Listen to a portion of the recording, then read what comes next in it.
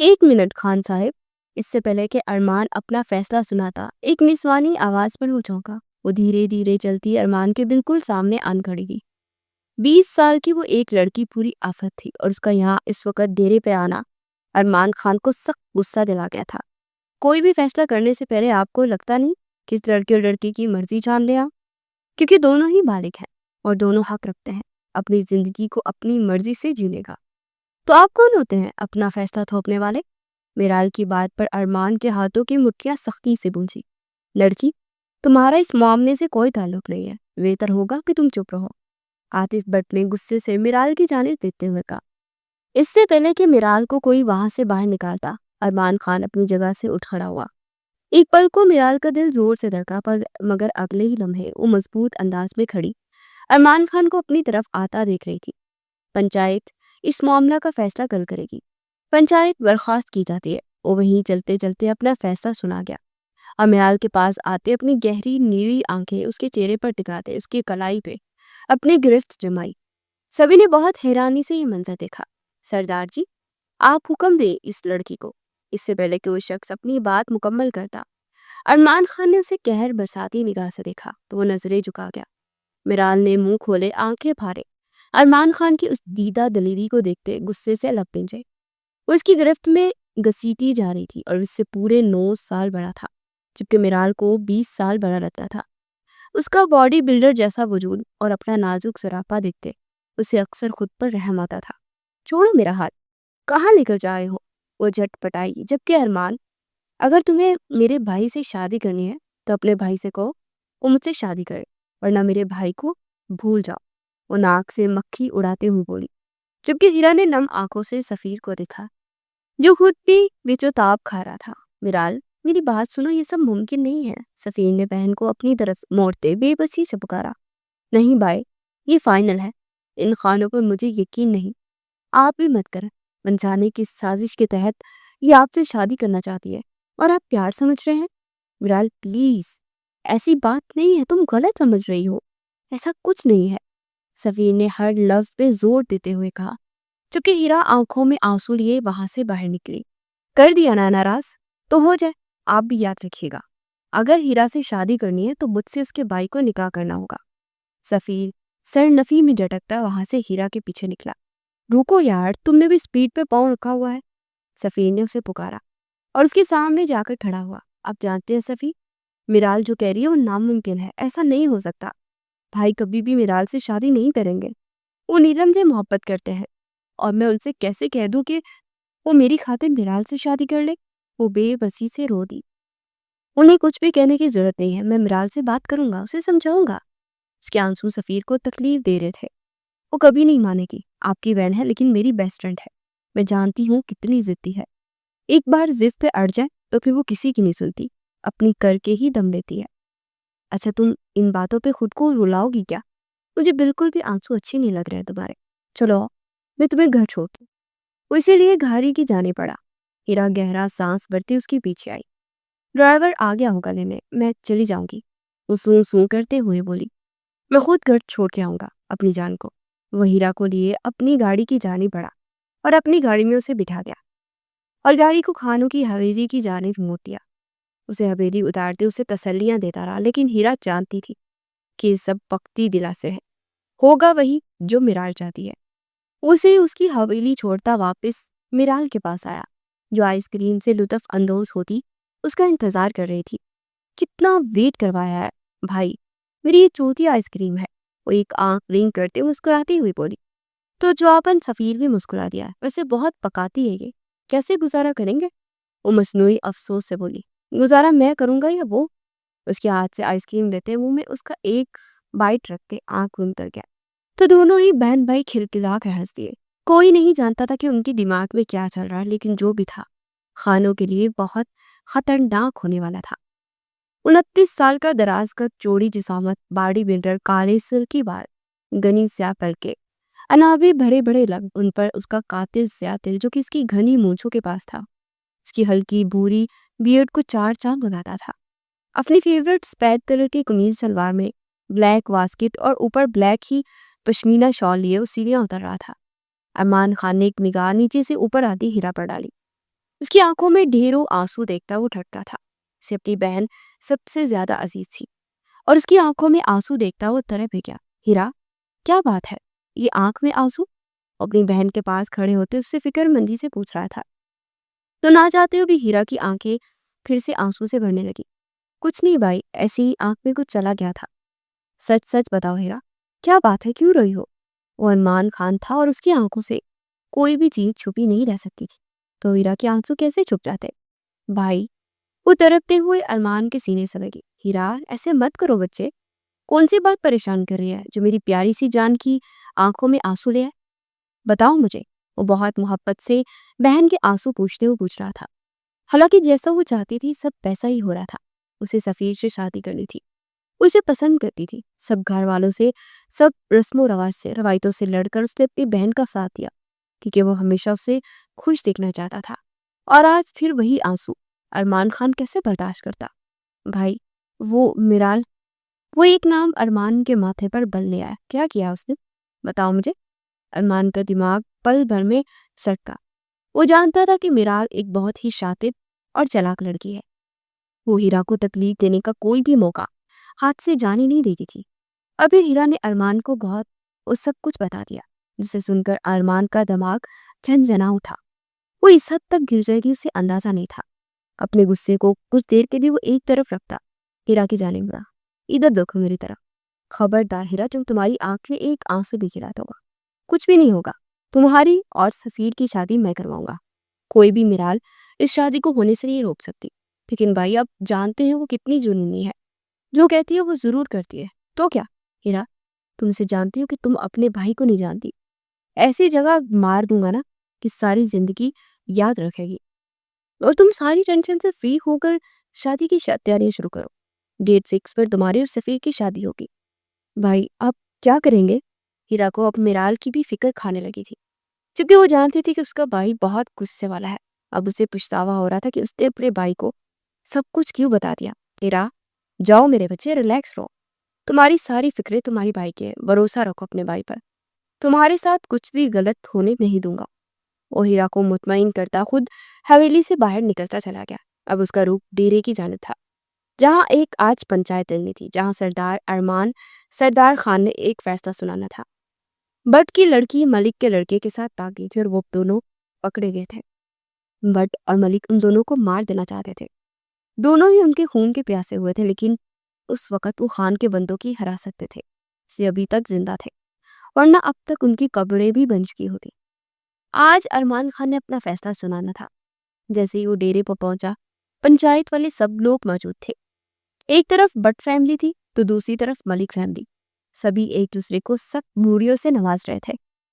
ارمان خان کے آنے پر سبھی اپنی اپنی جگہ پر کھڑے ہوئے. پنچایت کی کارروائی شروع ہوئی جس میں لڑکے اور لڑکی دونوں کے حوالے سے ساری تفصیل سے آگاہ کیا جائے گا. اس نے ان دونوں کو بلانے کا کہا.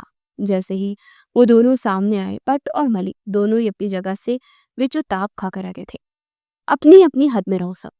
یہ ارمان سرور خان کا ڈیرا ہے. یہاں یہ خون خرابہ ہوا تو کسی کو بھی نہیں بخشا جائے گا. تو بہتری یہی ہے اپنے جوشیدے خون پر قابو رکھے. ارمان خان نے ان سب کو ایک نظر دیکھتے سر تہجے میں کہا، خان جی، صاف بات ہے، ہمیں کچھ نہیں چاہیے. ہمیں صرف ہماری لڑکی واپس کر دے. ہم جانے اور ہماری لڑکی. عاطف بٹے اپنی جگہ پر کھڑے ہوتے اپنی بیٹی کی ڈیمانڈ کی. اور آپ ہمیں ہمارا بیٹا حوالے کر دیں. ملک صاحب نے اپنے بیٹے کو ایک گھوری سے نوازتے ہوئے کہا، اب سب کی باتیں سن لی ہیں میں نے، اب مجھے ان سے بات کرنے دیں. بہتر ہوگا آپ سب چپ رہے. ارمان نے ایک بار پھر سے انہیں سخت لہجے میں کہا تو مشکل خود پر ضبط کیے خاموش ہو گئے. وہ لڑکا قاسم اور لڑکی ایمان دونوں ہی امید بری نظروں سے ارمان کی جانب دیکھتے تھے.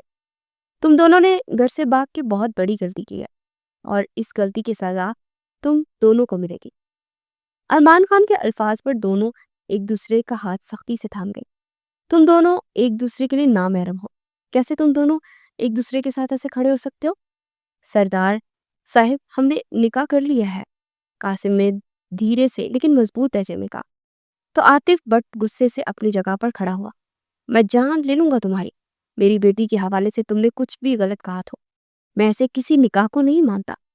ہماری بیٹی ہمارے حوالے کرو. عاطف بٹ بہت غصے میں لگ رہا تھا. آپ بیٹھ جائیں اب اگر آپ دوبارہ میرے معاملے میں بولے تو مجھے مجبوراً یہاں سے آپ کو باہر نکالنا پڑے گا۔ ارمان کا لہجہ اس بار اچھا خاصا سخت تھا۔ تم دونوں نے بغیر ولی کے نکاح کیا ہے اور اس نکاح کی کوئی ویلیو نہیں، لہٰذا 1 منٹ خان صاحب، اس سے پہلے کہ ارمان اپنا فیصلہ سنواتا ایک نسوانی آواز پر وہ چونکا۔ وہ دھیرے سے دھیرے چلتی ارمان کے بالکل سامنے آن کھڑی گئی۔ 20 سال کی وہ ایک لڑکی پوری آفت تھی، اور اس کا یہاں اس وقت ڈیرے پر آنا ارمان خان کو سخت غصہ دلا گیا تھا۔ کوئی بھی فیصلہ کرنے سے پہلے آپ کو لگتا نہیں ہے کہ اس لڑکے اور لڑکی کی مرضی جان لیا، کیونکہ دونوں ہی بالغ ہیں اور دونوں حق رکھتے ہیں اپنی زندگی کو اپنی مرضی سے جینے کا۔ تو آپ کون ہوتے ہیں اپنا فیصلہ تھوپنے والے؟ میرال کی بات پر ارمان کے ہاتھوں کی مٹھیاں سختی سے بھیجی۔ لڑکی، تمہارا اس معاملے سے کوئی تعلق نہیں ہے، بہتر ہوگا کہ تم چپ رہو۔ عاطف بٹ نے غصے سے میرال کی جانب دیکھتے ہوئے کہا، اچھا صرف آپ کا تعلق ہے؟ کیوں؟ آپ نے اس کو پیدا کیا ہے، پیدا کیا تو اس کا کیا مطلب ہے؟ یہ آپ کی غلام ہے، آپ جو چاہیں گے وہ ہی کریں گے؟ سوری ٹو سے، ایسا ہرگز نہیں ہوگا۔ ہر لڑکی کو اپنی مرضی سے جینے کا حق ہونا چاہیے، اپنی مرضی سے وہ اپنی زندگی کے فیصلے کر سکے، وہ بھی اس صورت میں جب وہ بالغ ہے، تو آپ اس کو روک نہیں سکتے۔ میرال جس انداز میں ان سے مخاطب تھی، ان کے غصے کو صرف ہوا دے رہی تھی۔ عاطف بٹ نے لب پیچتے ہوئے ارمان سرور خان کی جانب دیکھا۔ اس سے پہلے کہ میرال کو کوئی وہاں سے باہر نکالتا، ارمان خان اپنی جگہ سے اٹھ کھڑا ہوا۔ ایک پل کو میرال کا دل زوروں سے دھڑکا، پر اگلے ہی لمحے وہ مضبوط انداز میں کھڑی ارمان خان کو اپنی طرف آتا دیکھ رہی تھی۔ پنچایت اس معاملہ کا فیصلہ کل کرے گی، پنچایت برخاست کی جاتی ہے۔ وہ وہیں چلتے چلتے اپنا فیصلہ سنا گیا، اور میرال کے پاس آتے اپنی گہری نیلی آنکھیں اس کے چہرے پر ٹکا دے، اس کی کلائی پہ اپنی گرفت جمائی۔ سبھی نے بہت حیرانی سے یہ منظر دیکھا تھا۔ سردار جی، آپ حکم دے تو اس لڑکی کو۔ اس سے پہلے کہ وہ شخص اپنی بات مکمل کرتا، ارمان خان نے اسے قہر برساتی نگاہ سے دیکھا تو وہ نظریں چکا گیا۔ میرال نے منہ کھولے آنکھیں پھاڑے ارمان خان کی اس دیدہ دلیری کو دیکھتے غصے سے لب پیچے اس کی گرفت میں گھسیٹتی جا رہی تھی، اور اسے پورے 9 سال بڑا تھا، جبکہ میرال کو 20 سال بڑا لگتا تھا۔ اس کا باڈی بلڈر جیسا وجود اور اپنا نازک سا سراپا دیکھتے اسے اکثر خود پر رحم آتا تھا۔ چھوڑو میرا ہاتھ، کہاں لے کر جا رہے ہو؟ وہ جھٹ پٹائی، جبکہ ارمان خان نے اسے اپنی گاڑی کے پاس لے جاتے فرنٹ سیٹ پر دھکیلتے خود ڈرائیونگ سیٹ پر آن بیٹھا، اور جھٹکے سے گاڑی کو ریورس گیئر دیتے اسے سڑک پر ڈالا۔ سردار ارمان سرور خان، کس خوشی میں آپ مجھے اپنی گاڑی میں بٹھا کر لے کے جا رہے ہیں؟ اس کی جانب مورتی بھرپور انداز میں مسکراتے طنز کی۔ ارمان نے ماتھے پر بل ڈالے سامنے ونڈو اسکرین پر اسے دیکھا۔ گاڑی روکو ارمان، مجھے نہیں جانا تمہارے ساتھ کہیں۔ اچانک سے اس کی دماغ نے پلٹا کھایا، اور وہ بد لحاظی سے بات کرتی اسٹرنگ پر موجود ہاتھوں کی ابری نیلی وینز پر جا ٹھہری تھی۔ اس کی میرال کے دل میں کھلبلی سی ہوئی تھی۔ سنائی کم دیتا ہے کیا؟ وہ اب کی بار چلاتے ہوئے بولی، تو ارمان نے ایک پل کو غصہ بھری نگاہ اس پر ڈالی۔ اس سے نکاح کرنا چاہتی ہو نا؟ تو وہی سرد لہجہ اور ٹھہرا انداز۔ میرال کی ریڑھ کی ہڈی میں سنسنی سی دھوکی۔ ہاتھ تو کوئی مسئلہ ہے؟ کوئی فنی خرابی ہے کیا؟ وہ آنکھیں مٹکا کر پوچھنے لگی۔ یہ تو میں تمہیں نکاح کے بعد بتاؤں گا کس میں کیا خرابی ہے۔ ارمان کی اتنا کلیئر جواب دینے پر میرال کے کانوں سے دھواں نکلنے لگا۔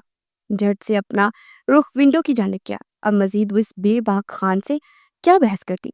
اپنے منگیتر سے بھی یہی سب کہتے ہو گے۔ اب کی بار وہ تھوڑا تیز لہجے میں بولی۔ اس نے کبھی کچھ کہنے کا موقع ہی نہیں دیا، اس میں شرم و حیا ہے۔ تمہاری نہ طرح نہیں ہے کہ بڑی پنچایت میں منہ اٹھا کر پہنچ جائے۔ ارمان کی بات پر میرال نے دانت پیستے ہوئے دیکھا۔ صحیح کہا، اس کے اندر اتنی ہمت ہے بھی نہیں کہ حویلی سے بھی قدم باہر نکال سکے۔ پنچایت میں پہنچ کے حق و انصاف کی بات کرنا جگر گردے کا کام ہے۔ میرال نے اب اسے اب کی بار صحیح سنایا تھا۔ بہت زبان چلتی ہے، لگتا ہے کاٹنے کا وقت آ گیا ہے۔ ارمان نے موڑ کاٹتے ہوئے اسے گورا۔ تمہاری بھول ہے ارمان خان کہ تم میرا کچھ بگاڑ گاڑی کس بیلنس ہوئی، جس سے اس کی بات ادھوری رہ گئی۔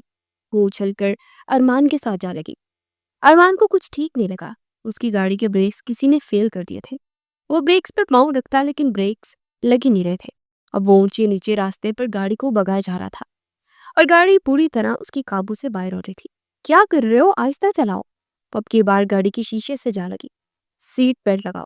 وہ اسے مشورہ دیتا گاڑی کی سپیڈ سلو کر رہا تھا جو ہو ہی نہیں رہی تھی۔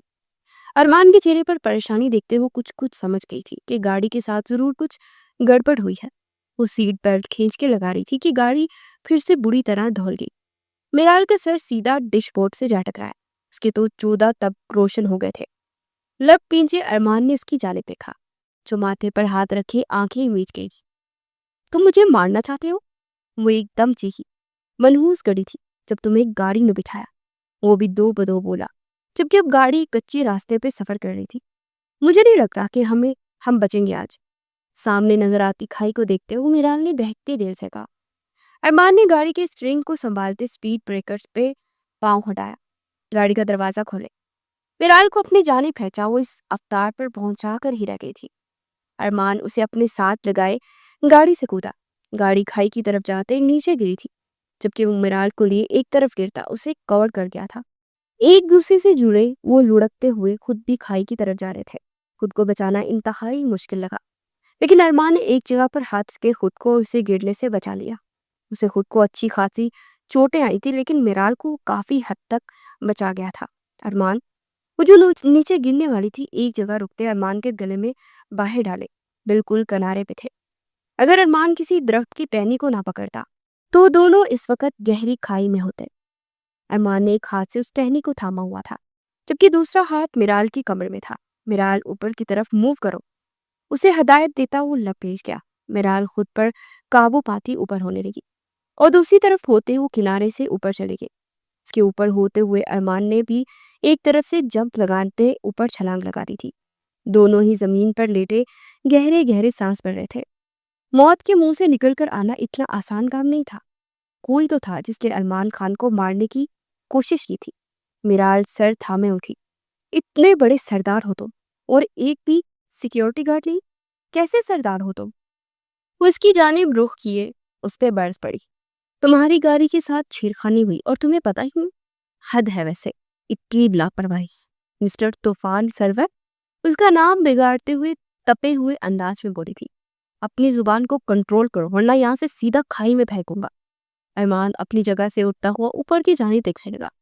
اوپر جاتے بھی انہیں کافی وقت لگنے والا تھا۔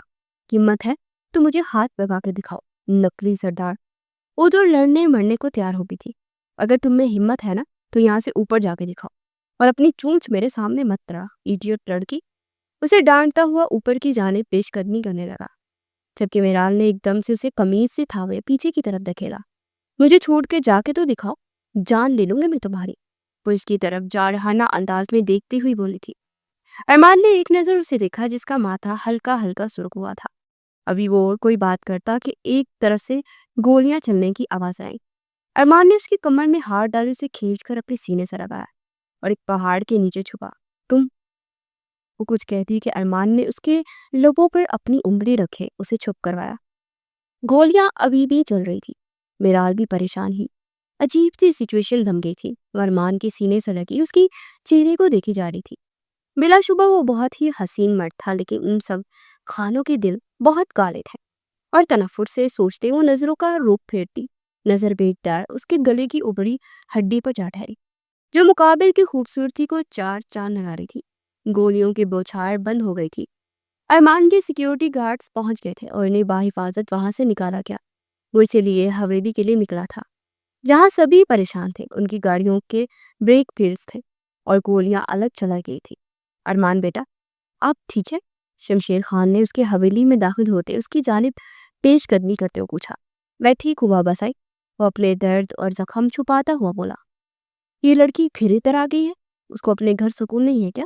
بی بی سائی نے غصہ سے میرال کو گھورا تو بدلے میں اس نے منہ بناتے ہوئے رخ پھیر لیا۔ بی بی سائی، یہ اب یہی رہے گی۔ اس کی بات پر سب نے حیران ہوتے اسے دیکھا۔ 2 دن بعد ہیرا اور سفیر کا نکاح ہے، اس کے ساتھ ہمارا بھی ہوگا۔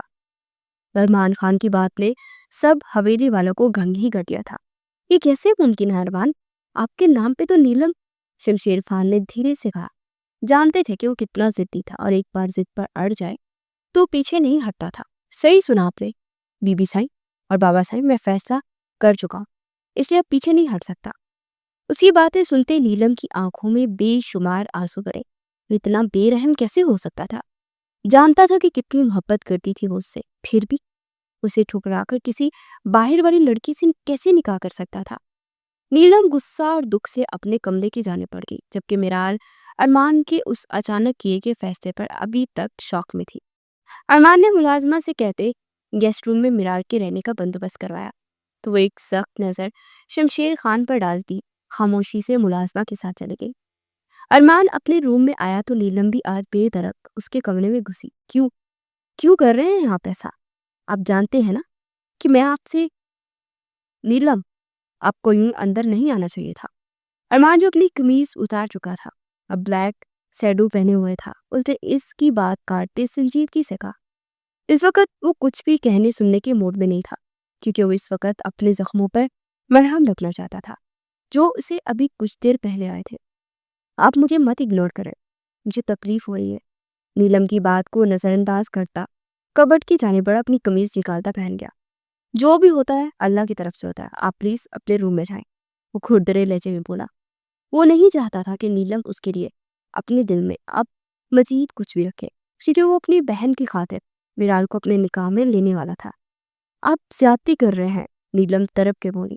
کچھ فیصلے وقت کی ضرورت ہوتے ہیں، ہم چاہیں یا نہ چاہیں ہمیں کرنے پڑتے ہیں، پلیز لیو۔ اب کی بار وہ سختی سے بول گیا تھا اور نیلم روتے ہوئے وہاں سے باہر نکل گئی۔ ارمان نے گہرا سانس بھرا۔ نیلم کا دل ٹوٹے گا وہ پہلے ہی جانتا تھا۔ وہ نہایت سلجھی، سمجھدار اور صبر والی لڑکی تھی۔ وہ ارمان کے چچا جان کی بیٹی تھی۔ ماں باپ کی وفات کے بعد اس کی پرورش اس کی تائی جان نے کی تھی۔ وہ بچپن سے اس کو ارمان کے ساتھ منسوب کر دیا تھا۔ وہ بچپن سے اس کا نام اپنے نام کے ساتھ سنتی آئی تھی اور اپنے دل میں ارمان کی محبت کو جڑ پکڑنے نہ روک پائی تھی۔ اور آج کوئی بھی لڑکی آ کر اس سے اس کی محبت کیسے چھین سکتی تھی؟ وہ بہت بری طرح بچھڑی ہوئی تھی۔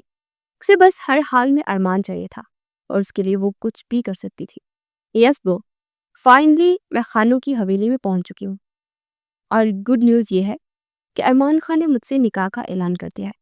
Can you imagine? وہ شخص خود کو خود برباد کرنے کے لیے تیار ہو گیا۔ میرال کا کہکا بے ساختہ تھا۔ دیکھ لو میرال، یہ نہ ہو کہ ان کو برباد کرتے کرتے خود برباد ہو جاؤ، سفیر نے سنجیدگی سے کہا۔ اور ایسا کیوں ہوگا؟ وہ ماتھے پر بل ڈالے ہو بولی۔ تو سفیر تلخیہ ہنسی ہنسا۔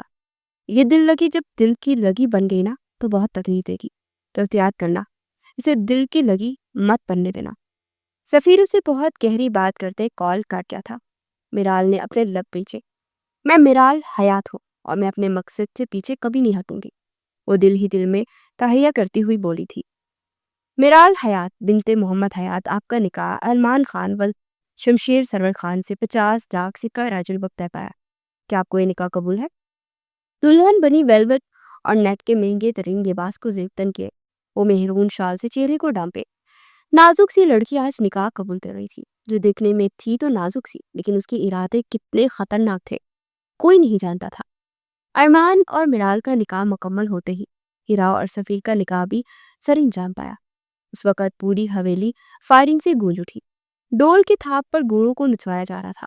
خوب گہما گہمی اور رونق تھی۔ بی بی سائی نے میرال کی منہ دکھائی میں خاندانی مالا دی تھی، جس کی مالیت لاکھوں میں تھی۔ اس کے علاوہ خاندانی کنگن دیا اور ہیرا کو بھی انہوں نے خاندانی سیٹ کیا تھا۔ وہ بہت ایمانداری سے دونوں کو بانٹ رہی تھی۔ ہیرا تو بہت خوش تھی، جبکہ میرال کا چہرہ حیرت کی مورت بنا ہوا تھا۔ وہ ان سب کے لیے انجان ہی تو تھی۔ وہ ایک خاص مقصد کے لیے اس خاندان میں شامل ہوئی تھی۔ کوئی نہیں جانتا تھا کہ سفیر اور میرال کے دل میں کون سا راز ہے جو وہ اب تک راز رکھے ہوئے تھے۔ کچھ رسموں کے بعد اسے ارمان کے کمرے میں پہنچا دیا گیا۔ کچھ دیر انتظار کے بعد اٹھتی باتھ روم کا رخ کر گئی اور اسی اسنا میں نیلم روم میں آتے اپنا کام کرتی نکل گئی۔ اپنا زیور اور دوپٹے اتارتے وہ صرف لہنگے اور چولی میں باہر آئی تھی۔ اسے بس جلدی سے ہی ڈریس چینج کرنا تھا۔ وہ ارمان کے آنے سے پہلے اس لہنگے سے جان چھڑانا چاہتی تھی، جو اس کی نظر میں نہایت ہی واہیات تھا، لیکن یہ اس کی خام خیالی تھی۔ ابھی وہ کبٹ میں منہ لیے کھڑی تھی کہ دروازہ کھلا اور ارمان کمرے میں داخل ہوا۔ میرال کا دل پوری طرح دھڑک اٹھا۔ یا اللہ، اسے بھی ابھی آنا تھا۔ ارمان سے کبٹ میں منہ گھسائے دیکھ اپنی شال اتار کر صوفے پر پھینکتا اس کی جانب آیا۔ وہ ایک جھٹکے سے اسے بازو پر سے پکڑ کر سامنے کرتا کبٹ بند کر گیا۔ اسے بے انتہا غصہ آیا تھا کہ بجائے اس کا انتظار کرنے کے وہ کبٹ میں گھسی کیا ڈھونڈ رہی تھی۔ اس کے بازو تھامے سامنے کیا تو اگلے ہی پل وہ ٹھڑک گیا۔ اس کا کھلتا سنہرا روپ دیکھتا وہ دھنگ ہوا تھا۔ اس کا خوبصورت سراپا اس وقت اس کی نظروں کے سامنے تھا۔ بلا شبہ وہ بہت خوبصورت تھی اور اس وقت ارمان کے لیے خطرناک بھی۔ چھوڑے میرا ہاتھ۔ میں ہاتھ چھڑاتے وہ کلائی سہلانے لگی تھی۔ کیا کر رہی ہو تم یہاں؟ وہ سینے پر بازو باندھے پوچھنے لگا۔ اپنا ڈریس ڈھونڈ رہی تھی، پر یہاں میرا کوئی ڈریس ہی نہیں ہے اور میرا سامان بھی نہیں آیا ابھی تک، تو میں کیا پہنوں؟ وہ منہ بناتے ہوئے بری طرح گھبراتے ہوئے بولی۔ ضرورت ہے، اسے گہری استحقاق بڑی نگاہوں سے دیکھتے ہوئے کہنے لگا۔ میراحل بری طرح سچ پٹا گئی۔ کیا بول رہے ہیں آپ؟ بھائی جو تمہیں کرنا چاہیے تھا، مجھے سمجھانا پڑ رہا ہے، چھوٹی سی بچی تو نہیں کہ میں سمجھاؤں؟ کیا آج رات کے تقاضے کیا ہیں؟ وہ اپنی واسکٹ اتار کر دودھ اچھالتا۔ میراحل کا خون کھوسک کر گیا۔ دیکھیے ارمان، ابھی مجھ سے دور رہے، مجھے کمفرٹیبل ہونا ہے، وہ ہاتھ کے اشارے سے اسے کہتی سر جھکاتے ہوئے بولی تھی، جبکہ نظریں اوپر اٹھنے سے انکاری تھی۔ تمہیں تو کمفرٹیبل میں کرتا۔ جھٹکے سے اسے اپنے باہوں میں بڑھا اور اس کا دل دہل کر رہ گیا۔ حیرت سے اس کی نگاہوں میں دیکھتے ہوئے سہن سکے۔ اس کی باہوں میں وہ بالکل چھوٹی سی بچی سی لگ رہی تھی۔ اس کے گلے کے گرد باہیں ڈالے یک تک اسے دیکھتی اور ارمان کے دل میں ان گنت جذبات جگا گئے۔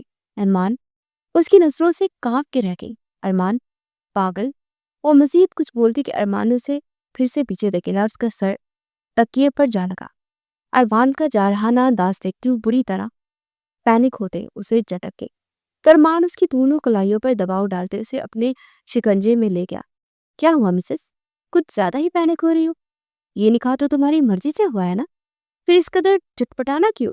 اس کے چہرے پر پھونک مارتا اس کا تیور دیکھتا محفوظ ہو رہا تھا۔ پلیز چھوڑو مجھے، ارمان سے اپنا بازو چھڑواتے بمشکل بولی تھی، جبکہ وہ اسے اپنی جان بوجھ کے تنگ کر رہا تھا کہ اس کا یوں اس کی زندگی میں شامل ہونا ارمان کیسے بخش دیتا، جبکہ میراحل کو اندازہ نہیں تھا کہ ارمان اس قدر جارحانہ پن پہ اتر آئے گا، اسے سنبھلنے کا موقع تک نہیں دے گا۔ وہ میراحل کو اس کے کیے گئے ہر لفظ پہ میراحل کے پورے جسم میں کرنٹ دوڑتا تھا۔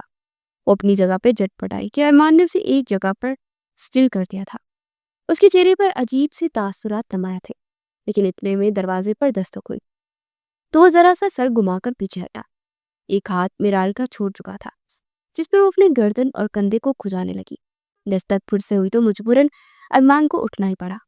دروازے کی جانب وہ بڑھا، جبکہ میراحل اپنی جگہ سے اٹھ کر بیٹھی، اب مسلسل اپنے جسم پر خارش کیا جا رہی تھی۔ جیسے دروازہ کھولا، نیلم ہاتھ میں ٹرے لیے کھڑی تھی، اس میں دودھ اور فروٹس تھے۔ یہ بی بی سائی نے بھجوایا ہے، وہ نظریں جھکائے ہوئے ٹرے آگے کر کی تھی۔ ارمان نے اس کے ہاتھ سے ٹرے لیتے دروازہ بند کرنا چاہا۔ کسی اور چیز کی ضرورت ہو تو وہ میراحل ٹھیک ہے؟ دروازہ بند ہوتا دیکھ وہ جھٹ سے بولی۔ کیوں؟ اسے کیا ہونا ہے؟ ارمان چونکا نہیں، وہ تھوڑا گھبرا گئی تھی۔ نہ تو اس لیے نیلم نے فوراً صفائی پیش کی۔ ارمان بلا جواب دیے دروازہ لاک کر گیا۔ نیلم کے چہرے پر ایک زہریلی مسکان تھی۔ سہاگ رات منائیں گے، دیکھتے ہی کیسے مناتے ہیں۔ وہ اپنی آنکھوں میں آیا آنسو پوچھتی واپس پلٹ گئی۔ ارمان ٹرے ٹیبل پر رکھتا میراحل کی جانب مڑا تو وہ ٹھٹک کے رہ گیا۔ وہ پوری طرح اپنے جسم پر خارش کر رہی تھی، گردن، کندھے، بازو، پیٹ، الغرض اس نے اپنے سفید جسم کو لال سرخ کر دیا تھا اور مسلسل اپنے جسم کو نوچنے لگی تھی۔ کیا بدتمیزی ہے یہ، کیا کر رہی ہو؟ ایک گھٹنا بستر پر ٹکاتے اس کی دونوں کلائیوں کا جگڑ گیا۔ اس کا ڈریس بے ترتیب ہو رہا تھا، لیکن اسے کوئی ہوش ہی نہیں تھا۔ پلیز چھوڑو طوفان، مجھے خارش ہو رہی ہے، وہ اپنی ٹھون میں بے بسی سے بولتی، خود کو چھڑاتے اپنے آپ کو آگے پیچھے کر رہی تھی۔ میری قربت سے بچنے کے لیے اب تم یہ کون سا نیا ڈرامہ رچا رہی ہو؟ اس کے چھیڑنے والے نام پر ارمان کو غصہ آیا تھا، اور بے ساختہ اس بندے پر غصہ آیا جس نے اس کا نام رکھا تھا۔ میں کیوں کرنے لگی ایسا؟ ڈرتی نہیں تم سے جو خود کو تکلیف پہنچاؤں گی، اس میں مر جاؤں گی۔ ارمان، وہ پھر سے خود کو نوچنے لگی۔ ارمان کو بھی اب اس کی آنکھوں میں آنسو دیکھتے اور جسم پہ لال نشان بنتے دیکھ فکر ہوئی تھی، کچھ تو گڑبڑ تھی۔ اسے بنا دیری کی اپنی باہوں میں بھرے باتھ روم کا رخ کر گیا اور شاور کے نیچے کھڑا تھا تو وہ بدک کر پیچھے ہٹنے لگی، لیکن ارمان نے اس کی فرار کا راستہ بند کر دیا۔ یہی ٹھہرو کچھ وقت، وہ اسے پھر سے خود کو نوچتے دیکھ اس کی کلائیوں کو جگڑتا دیوار کے ساتھ لگا گیا۔ وہ گہرے گہرے سانس پڑ رہی تھی، پانی اس پر گرتا ابر نیسا سا لگ رہا تھا۔ ارمان کے جی چاہا ابر نیسا کے ان قطروں کو اپنے لبوں سے چن لے، پر خود پہ ضبط کیے وہ اپنے نچلے لب کا ایک کونا دانتوں تلے دبا گیا۔ ٹھنڈے پانی سے جہاں اس کے جسم کے لال ہوئے حصوں کو سکون ملا تھا، اب اسے ٹھنڈ لگنے لگی تھی۔ ارمان مجھے ٹھنڈ، وہ بمشکل اپنی پلکیں اٹھاتے ہوئے بولی تھی۔ شاور لے کر فوراً باہر آؤ۔ اسے شاور جل تھماتا فوراً باہر نکل گیا۔ میرال شاور لیتے کچھ دیر بعد باتھ روم پہنے باہر آئی۔ وہ اب بھی لرز رہی تھی، لیکن اس ارمان کا انداز اسے متاثر کر رہا تھا۔ اسے صوفے پر بیٹھنے کا اشارہ کرتا خود بستر پر چیک کرنے لگا تو وہاں اسے پاؤڈر جیسے ذرات دکھائی دیے۔ وہ لب نیچے جھٹکے سے چادر کھینچ گیا اور پڑے اچھال دی۔ میرال حیرت سے اسے دیکھنے لگی۔ تکیے کے غلاف بھی اتارے پڑے پھینکے، لیکن وہ بھی ابھی بستر پر لیٹنے کا رسک نہیں لے سکتا تھا جب تک میٹرس کلینر سے صاف نہ کیا جا سکتا۔ وہ گہرا سانس بھرتا اب میرال کو دکھ رہا تھا، جس کے گلے کے گرد ابھی بھی سرخ نشان موجود تھے۔ دراز سے کریم نکالتے اس کی طرف بڑھا۔ میں خود لگا لوں گی، میرال نے اس کے ہاتھ سے کریم دیتے ہوئے کہا تو بنا مزاحمت کیے اٹھتا باتھ روم کی جانب بڑھ گیا۔ خود بھی شاور لیتا وہ باہر آیا تو وہ آئینے کے سامنے کھڑی اپنی کمر پر کریم لگانے کی ناکام کوشش کر رہی تھی۔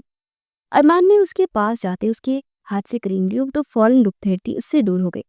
چپ چاپ کھڑی رہو یا ایسے دور بھاگ رہی ہوں جیسے میں تمہیں کھا جاؤں گا۔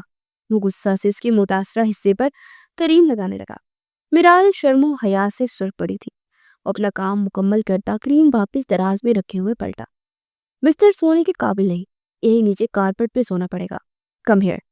وہ خود کارپٹ پہ لیٹتا صوفے پر سے کشل اٹھاتا سر کے نیچے رکھے اسے بھی اپنے پاس آنے کا اشارہ کرتا چونکا گیا۔ نہیں، میں یہاں صوفے پہ۔ میرال چپ چاپ یہاں آ جاؤ، ورنہ میں اس بند کمرے میں کیا کیا کر سکتا ہوں تم سوچ بھی نہیں سکتی۔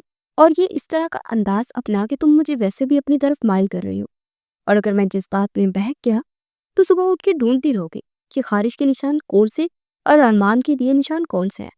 وہ اس کے الفاظ کو بڑے ہی انداز سے واپس لٹا چکا تھا۔ چہرہ پل میں کھل کر گلال ہوا تھا۔ وہ چپ چاپ بنا بحث کی اس کے پاس ایک طرف جا کر ٹک گئی تھی۔ بستر پہ یہ سب کہاں سے آ گیا؟ یقیناً مجھے تکلیف دینے کے لیے تم نے یہ سب کیا ہوگا۔ اس کی طرف موٹی ماتھے پر بل ڈالے ہوئے پوچھنے لگی۔ ارمان نے گہرا سانس بھرا۔ ایک تو تم اس حالت میں میرے پاس دیتی ہو، اوپر سے میرے نکاح میں ہو، اور اگر تم نے مزید کوئی بات کی تو میں سب لحاظ بھولا کر تم سے کہ دوبارہ کبھی مجھ پر الزام لگانے کا تم سوچو گے بھی نہیں۔ اس کی ہر چھوٹی بات کا جواب اتنی ڈیٹیل میں دے رہا تھا کہ میرال کو اس پہ سخت غصہ آنے لگا۔ ارمان تم اس کے لبوں پر انگلی رکھ گیا۔ اب تمہاری آواز نہ آئے، اور ابھی تمہاری حالت ایسی نہیں کہ میری ہلکی سی شدتوں کو بھی سہ سکو، اس لیے اب آنکھیں بند اور سوتی نظر آؤ مجھے۔ وہ دھیرے سے سرگوشی نما انداز میں کہتے اس کی آنکھوں کو بند کرتا اس کا سر اپنے بازو پر ٹکائے، وہ بھی اپنی آنکھیں موند گیا، لیکن جانتا تھا کہ یہ حرکت کس کی ہے، اور وہ اس کے لیے کچھ سوچ چکا تھا۔ سفیر اور ہیرا سفیر کے فلیٹ میں آئے تھے۔ سفیر نے اسے بہت خوبصورتی سے سجایا تھا۔ اپنی سہاگ کی سیج پر وہ ہیرا کے سب ارمانوں کو رون گیا۔ مجھے اتنی خوشی سے اس کی سیج سجا کر بیٹھنا چاہ رہی تھی۔ سفیر نے ساری سیج اتار کر پھینک دی۔ ہیرا نے گہرے ہوتے سانسوں سے اسے دیکھا۔ وہ اس وقت بے انتہا غصہ میں تھا۔ تم سے شادی، تم سے محبت میں نے نہیں کی ہیرا، تمہارے باپ سے بدلہ لینے کے لیے کی ہے۔ جو کچھ اس نے کیا اس کے لیے اسے پے تو کرنا تھا نا، اور اس کی اولاد کی صورت میں وہ پے ہو سکتا تھا۔ یہی سوچا تھا میں نے اور میرال نے، وہ زہر خند لہجے میں بولا تھا۔ ہیرا 2 قدم پیچھے ہٹی۔ جی تو چاہتا ہے تمہارے جسم کی، تمہاری روح کی دھجیاں اڑا دو۔ جو تمہارے باپ نے کیا اس کا بدلہ ایسے ہی پورا ہوگا جب اس کی اولاد تڑپے گی، جیسے ہمارے ماں باپ تڑپے ہماری آنکھوں کے سامنے۔ اس تکلیف سے دوچار ہوگا شمشیر خار، تو ہی اس تڑپتے دل کو سکون ملے گا۔ سفیر کی آنکھوں میں غصے کے لال ڈورے دیکھتی وہ ڈر کے پیچھے ہٹی۔ یہ تو وہ سفیر نہیں تھا جس نے ہیرا نے پیار کیا تھا، یہ تو کوئی اور ہی شخص تھا۔ وہ تھر تھر کانپ رہی تھی۔ پر میں تمہارے باپ جتنا ظالم نہیں بن سکتا ہیرا، تمہارے باپ نے اتنا ظلم کیا ہے میری ماں پہ، وہ مر جائے تو بھی اس کی سزا کم ہے۔ میں اتنا ظالم نہیں بن سکتا، لیکن سزا دیے بنا بھی گزارا نہیں ہے۔ تو اس کے سامنے آیا۔ ہیرا، میں تو اتنی ہمت بھی نہیں بچی تھی کہ وہ اپنے باپ کا گناہ ہی پوچھ لیتی، اس لیے میں نے سوچ لیا کہ تمہیں اپنی زندگی سے آج ہی نکالوں گا۔ اس کی بات پر ہیرا کا سانس ہوگا۔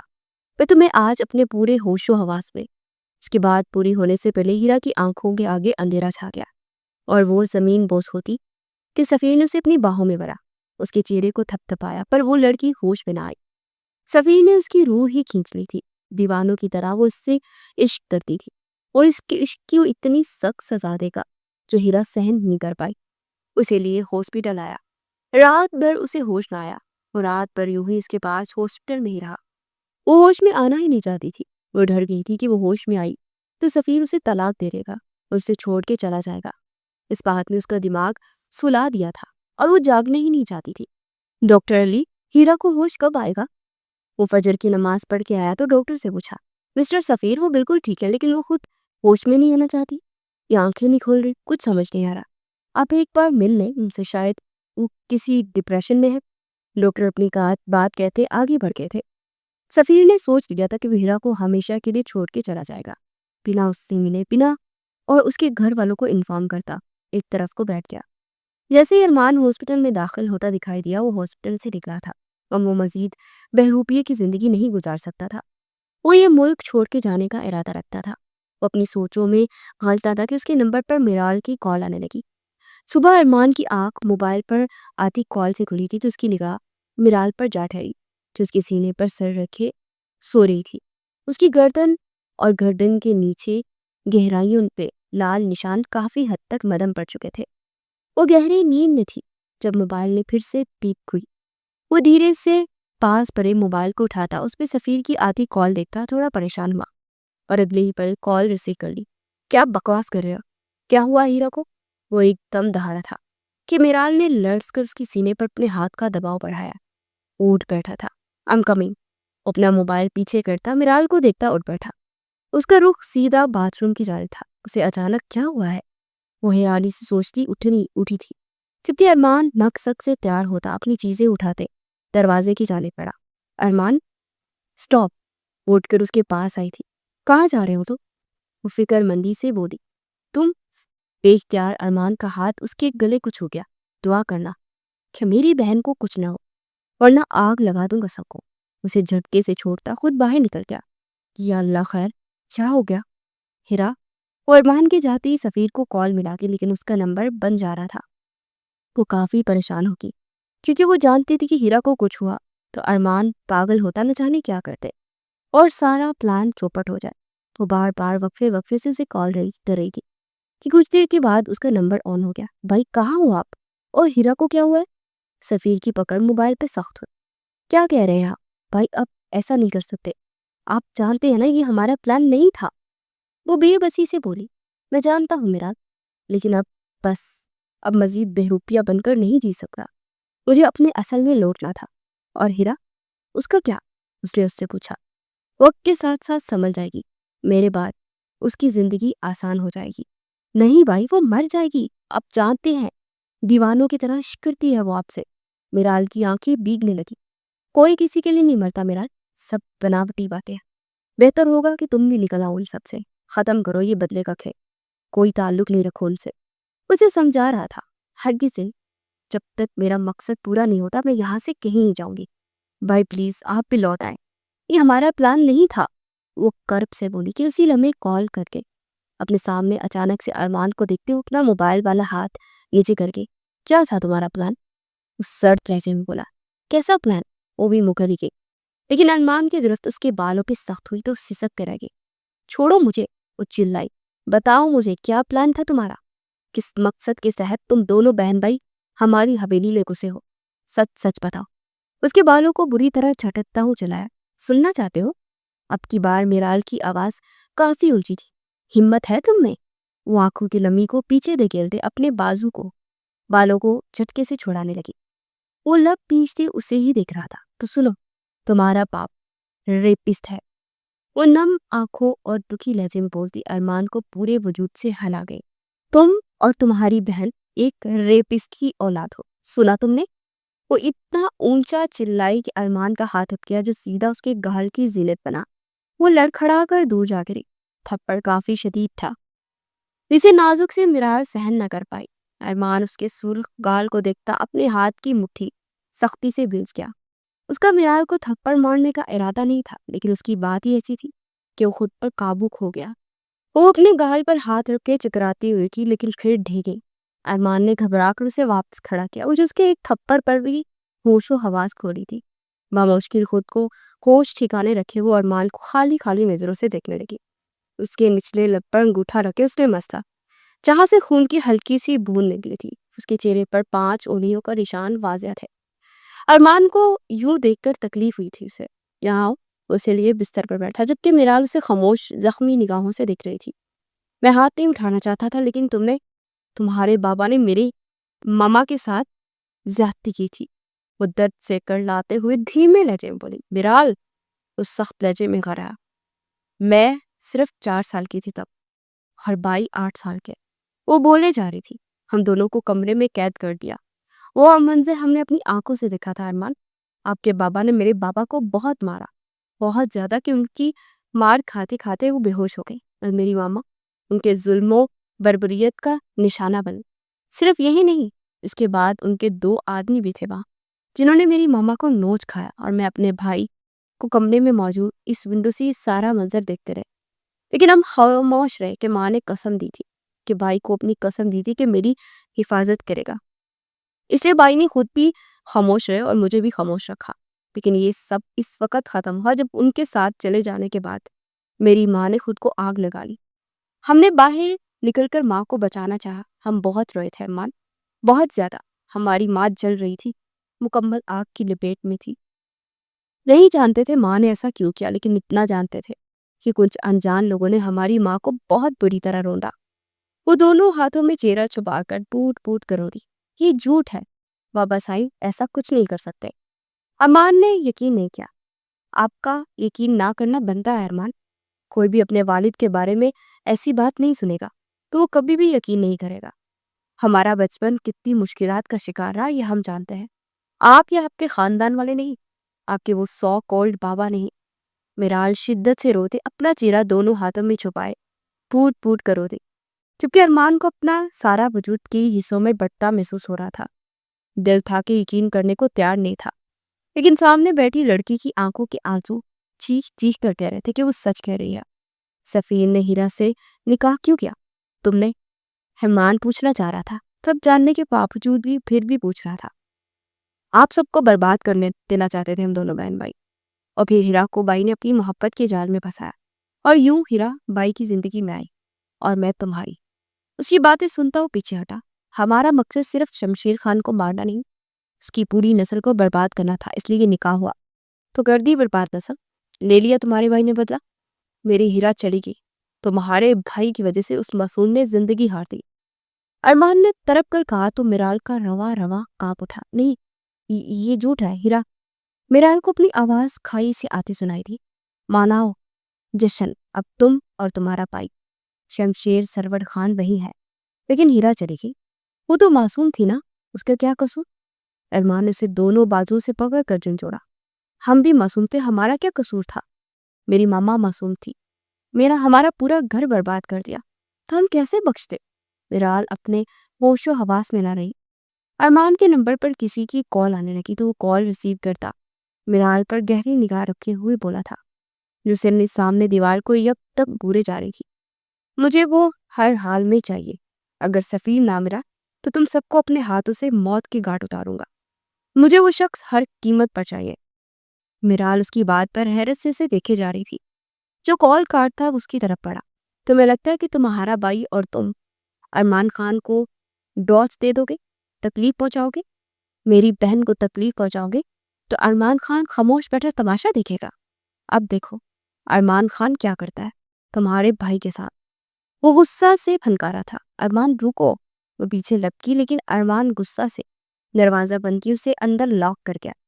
اسی اثنا میں میرال کا ہاتھ دروازے میں ایک دل خراش چیخ اس کے لبوں سے نکلی۔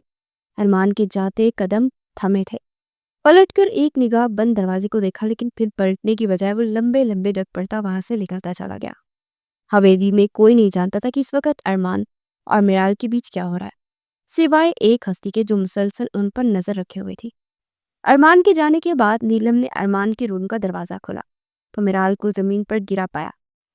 اس کے ہاتھ کی انگلیوں سے خون بہ رہا تھا، وہ تکلیف سے آنکھیں میچے آنسو بہا رہی تھی۔ بہت تکلیف ہو رہی ہے؟ ارمان خان کو پا کر بھی تم جیسی لڑکیاں ساری زندگی حاصل اور لا حاصل کے بیچ میں لٹکتی رہتی ہو۔ بہت اچھا ہوا تم اور ارمان ایک دوسرے سے دور ہوا، کیونکہ تم دونوں ایک دوسرے کے لیے بنے ہی نہیں۔ وہ تو میرے ہیں، صرف نیلم کے، اور مجھ سے انہیں تو کیا، تم تو کیا، کوئی بھی نہیں چھین سکتا۔ اس کی باتیں سنتی میرال تلخی سے ہنستے اپنے جگہ سے اٹھ کر رہی، اس کی طرف 2 قدموں سے بڑھی۔ تمہیں لگتا ہے کہ ارمان خان تمہیں ملے گا؟ تو ضرور ملے گا۔ میرال کی بات پر نیلم کی آنکھوں میں خوشی کی لہر چڑھی، لیکن وہ زندہ نہیں ہوگا، اس کا مردہ وجود تمہارا، اس کے مردہ وجود سے تم نکاح کر لینا، ٹھیک ہے؟ میرال نے طنزیہ مسکراہٹ اس پر اچھالی۔ تم پاگل ہو گئی ہو؟ وہ شوہر ہے تمہارا اور تم اسے مارنے کی بات؟ نیلم کا دل ہی دہل گیا۔ میرال کتنی سخت دل تھی کہ اپنے شوہر کو ہی مارنے کی بات کرے گی۔ یہی ہوگا نیلم میڈم، کیونکہ میرال کی زندگی کا ایک ہی مقصد ہے، خانوں کی تباہی۔ وہ کرخت لہجے میں کہتی کمرے سے باہر نکلی، جبکہ نیلم وہیں کھڑی اسے جاتا دیکھتی رہ گئی۔ شمشیر سرور خان ابھی اپنی گاڑی سے اترتا کہاٹ پورٹ سے اندر حویلی کی جانب قدم بڑھا گیا۔ جب اس کا ٹاکرا میرال سے ہوا، وہ اس طرح اکیلی کہاں جا رہی تھی؟ رکو، لڑکی کہاں جا رہی ہو؟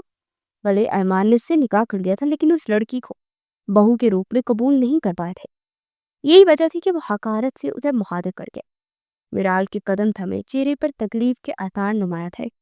تمہیں ہی ڈھونڈتی یہاں تک پہنچی تھی شمشیر سرور خان، وہ دانت بے دانت رکھے غصے سے بولی، اور اگلے ہی پل ہاتھ نے تھاما چاقو اس کے پیٹ میں گھسا دیا تو حیرت سے اسے دیکھتے رہ گئے۔ میرال نے گہرا سانس بھرتے انہیں دیکھا۔ انہوں نے غصے سے میرال کو بالوں سے جبرا۔ سالی کمینی، مجھ پر وار کیا تو نے؟ مجھ پہ؟ شمشیر سرور خان پہ؟ تجھے کیا لگا تیرے ایک وار سے شمشیر سرور خان مر جائے گا؟ شمشیر سرور نے وہی چاقو اپنے پیٹ سے نکالتے ایک دل خراش چیخ ماری تھی۔ ارمان اسی طرح بھاگتا ہوا آیا۔ ایک ہی بار میں وہ جائے گی اس دنیا سے، جانتی ہے کیسے؟ ایسے، کہتے ساتھ ہی میرال کے پیٹ میں وہ چاقو گھونپا، لیکن اچانک ہی ارمان نے اس چاقو کو تھام دیا۔ اس پہ اپنے ہاتھ کا دباؤ بڑھاتا اپنا ہاتھ لہو لہاں کر گیا۔ سرخ نگاہ پاپ پر ڈالی جو میرال کے بالوں کو مٹھی میں جکڑے ہوئے تھے۔ وہ درد سے آنکھیں نیچے کھڑی تھی۔ چاقو شمشیر سرور کے ہاتھ سے چھوٹا۔ ارمان نے میرال کو اپنے پیچھے کرتے باپ کی آنکھوں میں آنکھیں ڈالی۔ ارمان، اسے تمہارے باپ پر قاتلانہ حملہ کیا، یہ دیکھو۔ انہوں نے اپنے پیٹ پر ہاتھ رکھے خون نکلتے دیکھتے ہوئے کہا، آپ پھر بھی زندہ ہیں؟ ارمان کی بات پر وہ دھنگ ہوتے اسے دیکھنے لگے۔ کیا بکواس! وہ تکلیف کے احساس سے بول نہ پائی۔ آپ نے 15 سال پہلے جو کیا اس کی سزا کا وقت آ چکا ہے۔ ارمان نے کہتے ہی اپنے دوست انسپکٹر جہانزیب کو اشارہ کیا، جو اس کے ایک اشارے پر اس کی جانب لپکا۔ انہیں لے جاؤ۔ وہ رخ پھیر گیا۔ کیا کہہ رہے ہو ارمان؟ میں تمہارا باپ ہوں، تمہیں کیا ہو گیا ہے؟ آپ مجرم ہیں۔ حیات احمد اور اس کی بیوی کے، وہ سخت آواز میں کرایا۔ انسپکٹر جہانزیب انہیں زبردستی کھینچتے ہوئے لے گئے تھے۔ ارمان میرال کو کلائی سے تھامے واپس اندر آیا۔ کمرے میں لے جاتے فرسٹ ایڈ باکس سے اس کے ہاتھ کا زخم صاف کیا جو دروازے میں ہاتھ آ جانے سے ملا تھا۔ وہ یک ٹک اسے دیکھے گی۔ میں نے آپ کی بابا کو مارا اور آپ نے مجھے؟ وہ آنسو بہاتے ہوئے بولی۔ ارمان نے ایک نظر اسے دیکھا اور اپنے ہاتھ کے زخم پر۔ وہ تمہارا عمل تھا جو تم نے کیا، جو تمہیں صحیح لگا۔ یہ میرا عمل ہے اور جو مجھے صحیح لگا وہ میں نے کیا۔ وہ اٹھتا ہوا باتھ روم کا رخ کر گیا۔ اپنے ہاتھ کے زخم کو پانی کے نیچے رکھا تو لب پیچ گیا۔ مجھے طلاق چاہیے۔ وہ باتھ روم کے دروازے میں کھڑی اب اسے دل بڑا کرتی ہوئی بولی تھی۔ ارمان نے پلٹ کر ایک نگاہ اس کی جانب دیکھا اور اس کی جانب قدم بڑھائے۔ میرے جیتے جی تو نہیں دوں گا، ہاں مجھے مار کے آزاد ہو جاؤ۔ وہ گہری نگاہوں سے اسے دیکھتا باہر نکل گیا، جبکہ میرال وہیں کھڑی رہ گئی تھی۔ سفیر واپس لوٹ کر آیا تھا۔ ہیرا کی زندگی کے لیے اسے واپس آنا پڑا۔ وہ چاہ کر بھی اسے چھوڑ کر نہ جا سکا۔ میرال کے الفاظ اسے واپس لے آئے۔ وہ مر جائے گی آپ کے بنا۔ وہ بھی تو تل تل مر رہا تھا۔ ہیرا ہاسپٹل کے بیڈ پر لیٹی وہ اب تک ویسی ہی حالت میں تھی جیسا وہ اسے چھوڑ کر گیا تھا۔ آنکھیں کھولو یار، آ گیا ہوں ماں۔ وہ مضبوط شخص رو دیا۔ ایک لڑکی کی محبت نے اسے کمزور بنا دیا کہ وہ اپنا مقصد بھی بھولتا اسے چھوڑ گیا۔ اسے تکلیف پہنچانا چاہتا تھا پر نہیں دے سکا، اس لیے چلا گیا۔ پر وہ یہ نہیں جانتا تھا کہ اس کا جانا ہی اس لڑکی کے لیے تکلیف کا باعث بنا تھا۔ ہیرا میری جان، آنکھیں کھولو۔ وہ اس کا چہرہ تھامے اس کے ماتھے پر لپکتے ہوئے بولا تو اگلے پل ہیرا کی آنکھیں کھلی۔ چہرے پر ایک درد رقم تھا۔ I'm sorry۔ اس کے چہرے پر جھکا آنسو زخم کرتے ہوئے بولا۔ ہیرا نے اس کا چہرہ دونوں ہاتھوں میں تھاما۔ تو پاگل تھی، دیوانی تھی سفید کی۔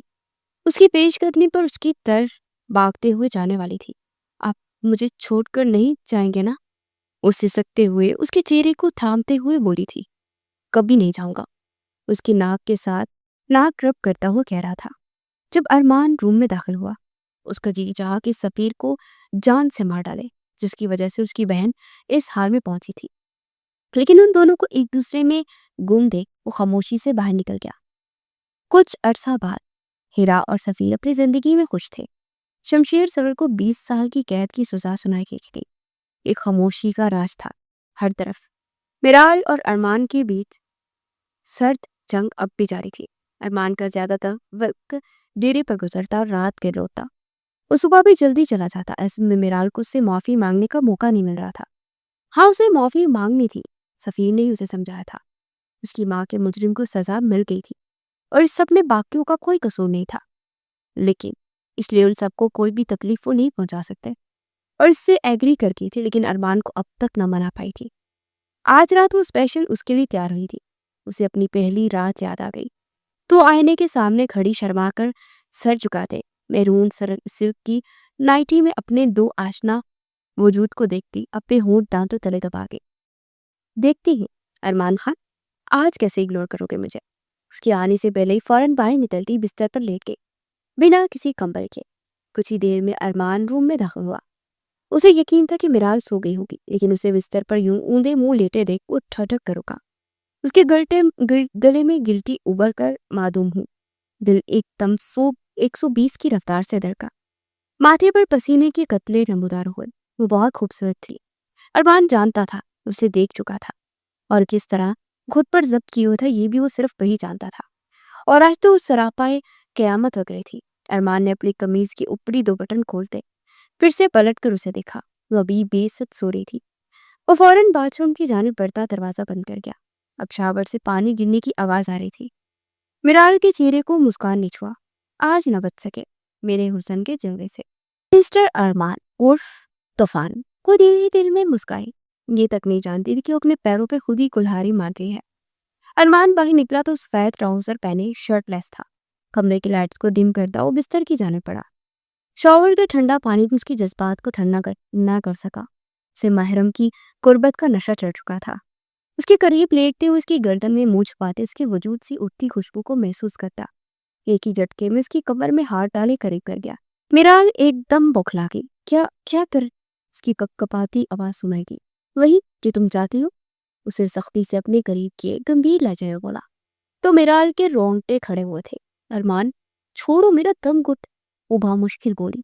ये तो अपने आप को सजाने से पहले सोचना चाहिए था ना। अब बचना नामुमकिन है। उसका सर तकिए पर रखता उसके गाल पर लपट गया, उसी गाल पर जहां उसने थप्पड़ मारा था। आई एम सॉरी, मैंने तुम पर हाथ उठाया। उसके गाल पर लप रखता अपना लम्स बिखेरता सरगोशी के से अंदाज में बोल रहा था। मुझे बहुत दर्द हुआ था। मिरान ने पलके चिपकाए मान से कहा तो मजीद लम्स उसके गाल पर बिखेर गया। जानता हूं अपने हाथों को सजा भी इसलिए दी थी। अरमान अब सिर्फ मुझे महसूस करो, वो खुमारी के आलम में बोला। मिराल ने भी दिल से उसे खुद सुपुर्दगी दे दी थी। निकाह जैसे पाक बंधन को इस्तेमाल करने वाली थी, लेकिन नहीं कर सकी थी। और अरमान जैसे बंदे को वो कैसे अपने मकसद में इस्तेमाल कर सकती थी? कभी नहीं। वो एक जीत जानदार बंदा था। उसे अपनी मिराल को कैसे काबू करना था वो अच्छे से जानता था। बदला लेने में इंसान जब भी जल्दी करता है नुकसान उठाता। किसी एक के किए की सजा सबको देना भी ज्यादती है। अल्लाह सबको नेकी करने और मुआफ करने की तौफीक अता करे। आमीन।